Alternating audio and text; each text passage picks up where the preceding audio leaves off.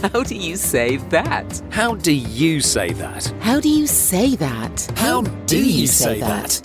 Well, hello there and welcome to How Do You Say That, the podcast dedicated to proving that there isn't just one way to read a script, but a multitude of different ways. And as this is the first show, I think I better intro Mark a little bit formally.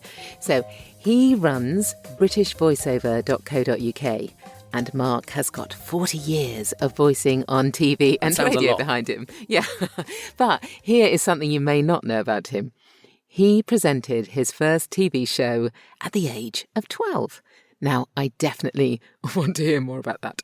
And Sally James from Tiswas was my co-host. Anyway, no, I'll do it. Was she really? Yeah, my God.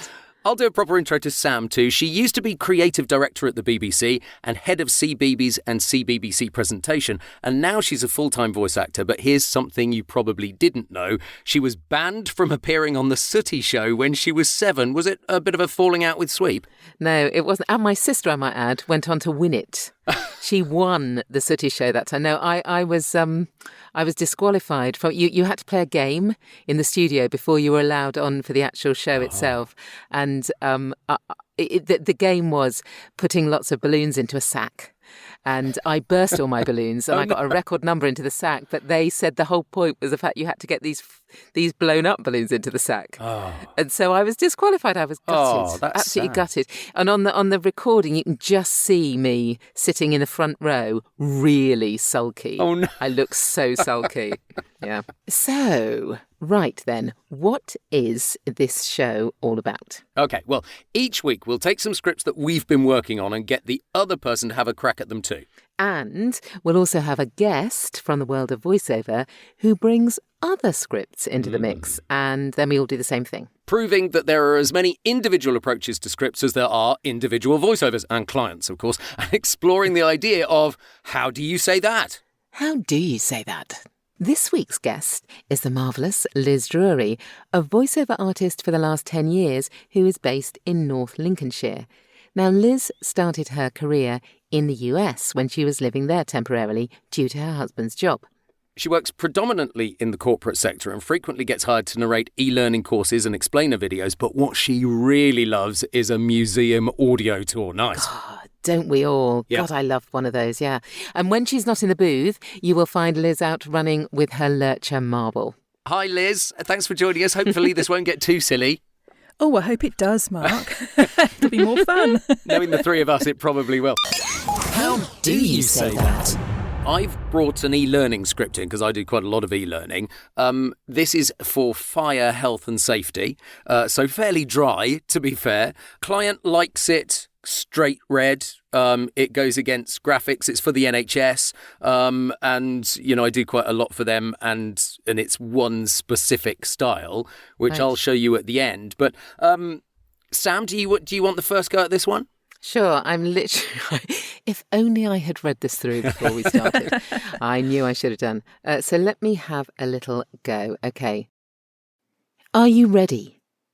Did you know that it only takes 60 seconds for a small fire that started at a socket to reach the ceiling? This speed means that every second counts. So, are you prepared?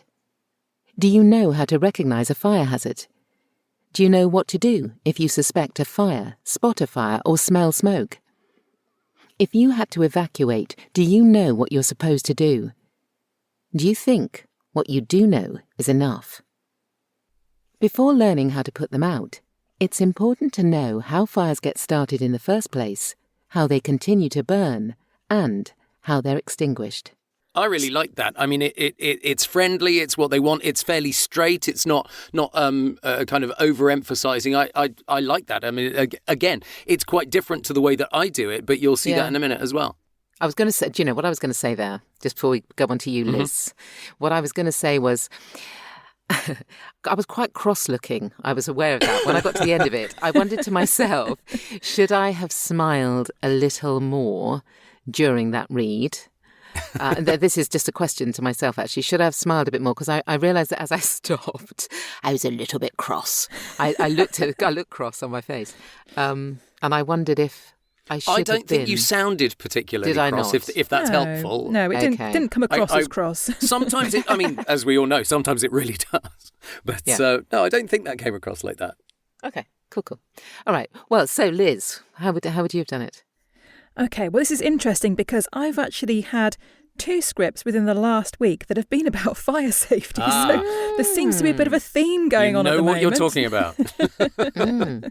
Fire triangle, anybody? I can tell you all about that. The rest of this course is all about the fire triangle. I can imagine. Wow. Actually, I don't get anything like this. I know I never get this sort of a script. That's really interesting in itself, isn't it? Oh, you learn such a lot from e-learning courses. Sam, do you know what the fire triangle is? I have not a clue what a fire triangle is. I'll be So honest. there is fuel, oxygen, And heat. heat. That's the other one.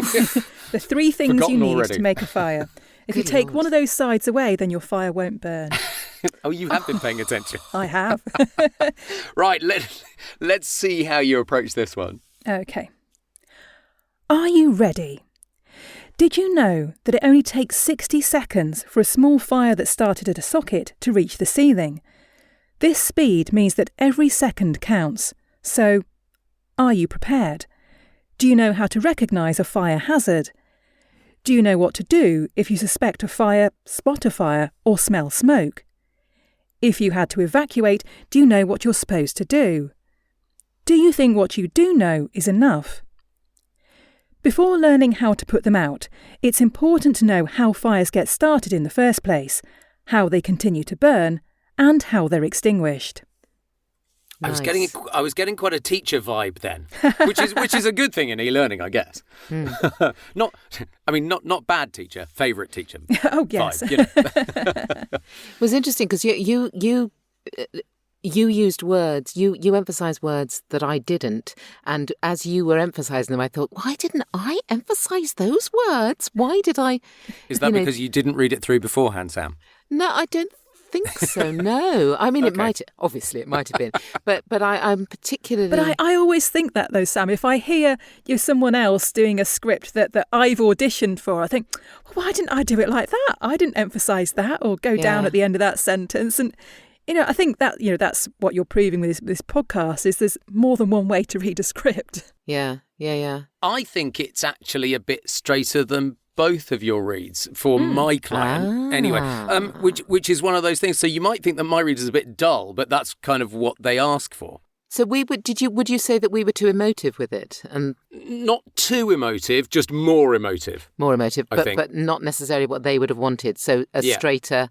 Yeah. Yeah, okay, no, I'd be really interested. So give me a read. Are you ready? Did you know that it only takes 60 seconds for a small fire that started at a socket to reach the ceiling? This speed means that every second counts. So, are you prepared? Do you know how to recognise a fire hazard? Do you know what to do if you suspect a fire, spot a fire, or smell smoke? If you had to evacuate, do you know what you are supposed to do? Do you think what you do know is enough? Before learning how to put them out, it is important to know how fires get started in the first place, how they continue, and how they are extinguished. How they continue to burn, and how they are extinguished. I find sometimes in the middle of sentences I will just pick up the middle of the sentence. I don't know if that's something that you guys do. Yeah, definitely. I do. What was really interesting what you did there, and I can't remember if Liz did it or not. I was really aware when I was doing it that I put things instead of reading "it is important." Yeah. I think I contracted it as well. Now Sam. it's interesting. Did you? Yeah. I will pretty much ask every single one of my clients whether they want contractions or not. I prefer contractions almost every time. This It client sounds more natural, doesn't it? Absolutely. This client does not like contractions. Right. I don't know why, but they have said very clearly that they don't. And sometimes I'll go back and argue the toss about a paragraph or not, and they will give in because I don't think they really mind. I mean, I think the thing that we also proved just by this conversation is there are 100 different ways to read a script. There are 100 different clients that want it 100 different ways. Absolutely. Yeah. Yeah. All right, Liz, let's turn the spotlight on you and the script that you've brought in. You've brought in an explainer script, haven't you? Yes, I've got an explainer script here for a company that I've worked for this week. This actually is a script from a couple of months ago. It's more interesting than the one I did this week, so that's why I brought this one along. But it's kind of current work. And, like most of these things, I didn't really get any direction. I did get a storyboard with it. Didn't get any music, but I did get an idea of what the graphics going alongside it were going to be. So it's an animated explainer video about a warehouse. Sometimes the music is really important on explainers, though, isn't it? Because you don't know whether they're using that the whistly one that you hear so often that is that's massively overused, or whether it's a much darker one than that. Yeah. No, I do quite a few explainers for this particular company that produces explainer videos, and I don't think I've ever had the music. But, I've seen the finished results and it seems to work okay, so I must be doing something right. That's the main thing. That's the main thing. As long as they pay, that's the main thing. That's right. Exactly. Who would you like to do it first? Sam, let's have you do this one first. Okay. Again, I've just literally kind of skimmed through it and thought, okay. But arguably, that's what we do with auditions as well. You see a script for an audition and don't spend too much time on it. Yes, I guess. Yes, that's the idea, isn't it? Okay, so right. In the beginning, there was chaos, and now, still chaos. If only you could maximize the potential of your warehouse space, you'd benefit from increased throughput. Ooh, throughput. Okay. If only you could maximize the potential of your warehouse space, you'd benefit from increased throughput, overcome labour shortages, and fulfil orders faster. Ka-ching. But how do you transform chaos into order? You don't, because at Acme, we do it for you. Streamline your operations and future-proof your warehouse. Because at Acme, we do it for you. Streamline your operations and future-proof your warehouse with Acme. Get in touch to find out more. Yeah, we did cut out a middle bit of that script, to be fair. So, but you got that absolutely right. That is the end bit, isn't it, Liz? Yes, that is the end. Yeah. Yeah. So interesting, actually, that I had to stop and go back, because actually that always useful to read a script through out loud before you actually do a trial. And there was something else in there actually that I didn't push the 3 bits enough. You'd benefit from increased throughput, and that I don't think I did that very well. However, that was my. I think to be fair, Sam, I think what possibly put you off a little bit is, again, the way that the script is set out on the page. Yeah. Obviously, listeners can't see this, but it's very much short sentences on each line. And the reason that it's like that is because what I had the little storyboard thing that went alongside it. So each of those lines was where, the picture was changing. Yeah. But even though the picture is changing, sometimes the sentence actually carries on, and you don't need to pause as much as the script perhaps suggests that you need to, where there's those ellipses every time. It's just kind of where the picture's changing. Yeah. But a bit like Mark was saying earlier, I kind of do it at my pace, and then they fit the pictures to what I've said, and jiggle things about a little bit. It's really interesting, because sometimes when I do those sort of reads, when I know it's going to go to picture, I do build into the quote the ability to redo it afterwards. Yes. So it's like I do them a guide read, really, first off, as well as I can, a guide read that I think is a good guide read. And then I say to them, look, if it doesn't work, or once you actually put it in situ, if you wanted a different, because sometimes it can make a difference as to where we leave one phrase and pick up the next phrase. True. Yeah. So that I do often sort of say to people, look, if it doesn't work, once you put it to the vision, come back and I'll redo it. Yeah, I think that's very generous of you. Do you? Yeah, I think that's very generous of you. I'm a very generous woman. I think a lot of people listening will think that that's quite generous. I build it, as I say, I build it into the quote. Yeah, fair enough. So, to give them that as an option, mainly because I suppose I don't want that horror of discovering myself online and thinking, dear God, why did I do it like that? Why didn't they come back to me? I could have done it so much better. And sometimes it's not you. Sometimes it's the editor that has cut something so close together that you go, why on earth didn't you put a pause in there? Yes. Yes, I suppose so. Or got me to redo it. Yeah, yes, exactly. Shall I have a go? Yes, go for it, Mark. Right, okay. In the beginning, there was chaos. And now, still chaos. If you could maximise the potential of your warehouse space, you'd benefit from increased throughput, overcome labour shortages, and fulfil orders faster. Ka-ching! But how do you transform chaos into order? You don't, because at Acme, we do it for you. Streamline your operations and future-proof your warehouse with Acme. Get in touch to find out more.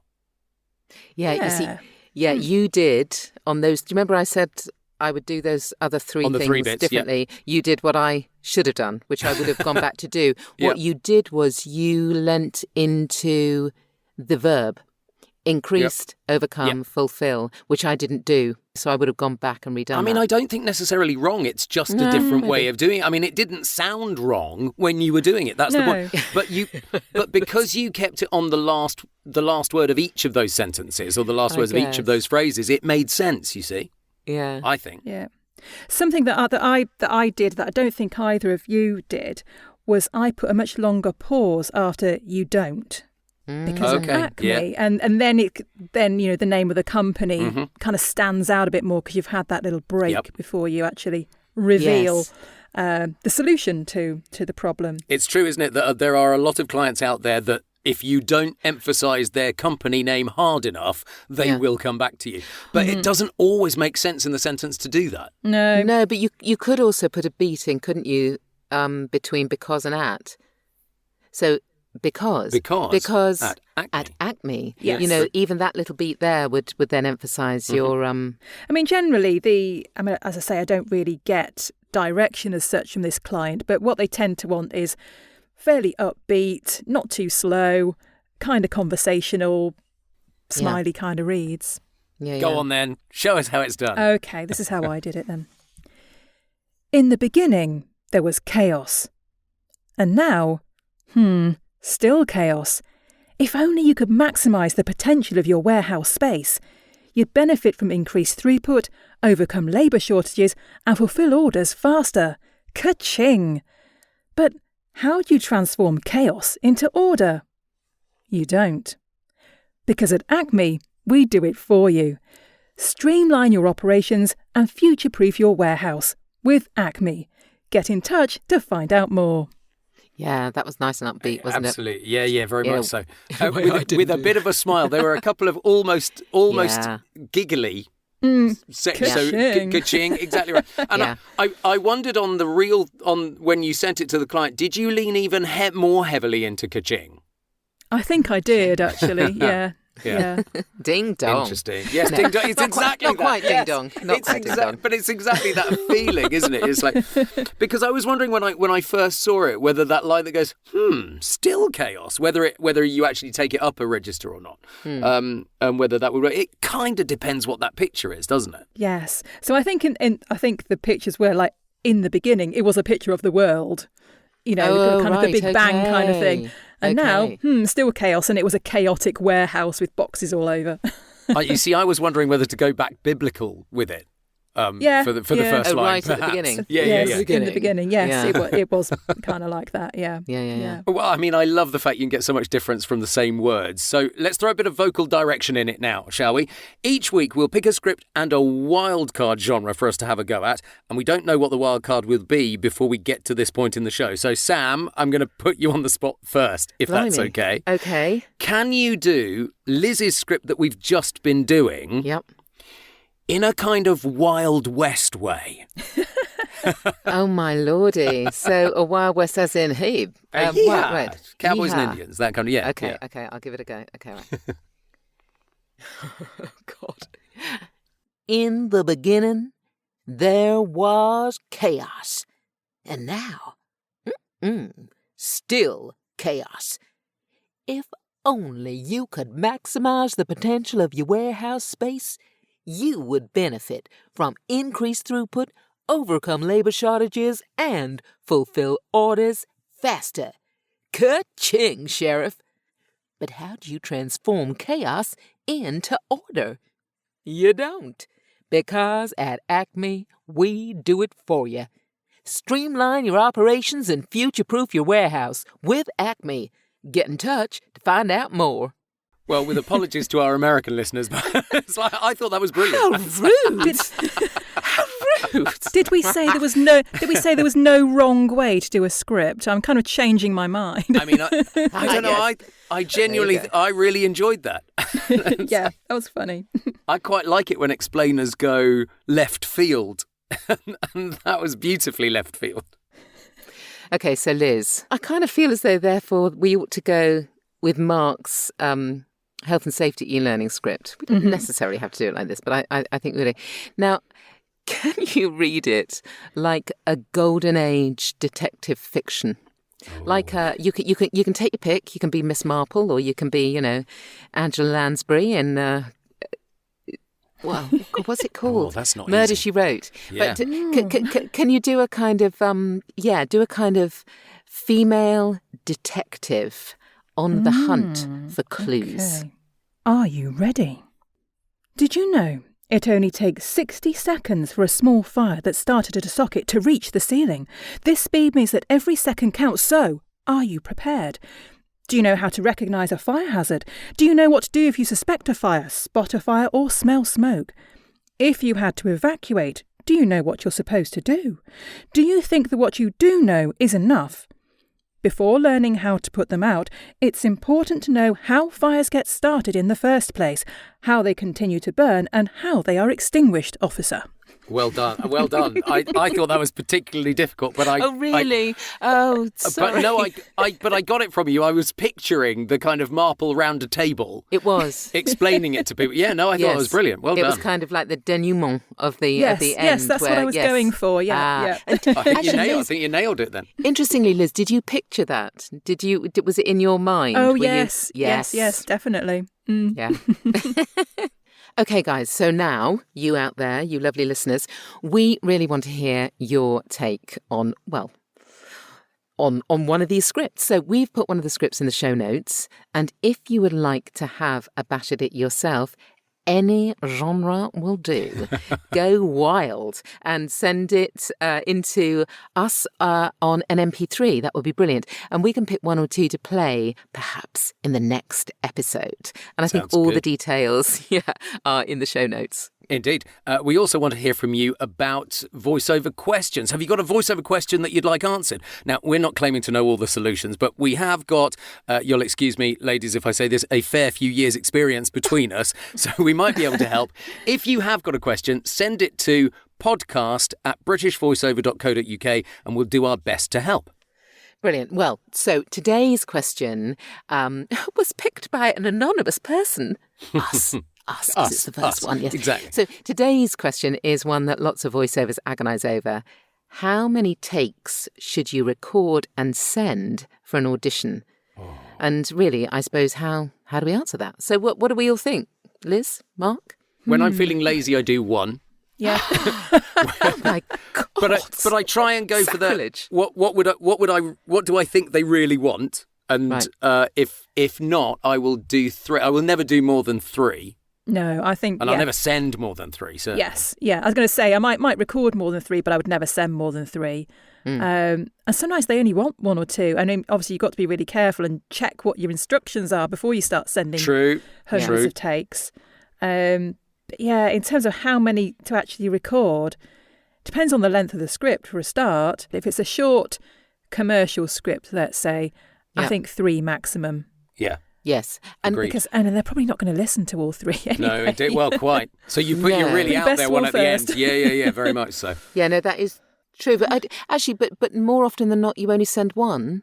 Is that what I'm hearing from you? Well, no, it depends. It depends. Sometimes they specify and say, we only want true. 1 take. I find it depends how much time I've got. That too. Right. Yes, that to too. be honest, if I've got half an hour and I want to whip 5 out, so to speak, then I might just do 1. Mark. Oh dear, that might be an edit. No, or not. Well, remember, send your burning voiceover questions to podcast@britishvoiceover.co.uk. And I'm afraid, ladies, that's all we've got time for. Oh, right. Well, I've really enjoyed it. Thank you. Oh, thank you so much for spending time with us, Liz. And Obviously, everyone listening, you can find all of Liz's contact details in the show notes. And please do have a go at recording the script yourself and sending it in to podcast@britishvoiceover.co.uk. And don't forget to send us your questions as well. Absolutely. Please like and subscribe to the podcast. We want to grow. Tell your VO mates as well. Sam and I will be back next week with more scripts and another voiceover guest when we'll be asking, are you ready for this, Sam? Yeah. When we'll be asking, how do you say that? Should we do that again? How do you say that? that? How do you say that?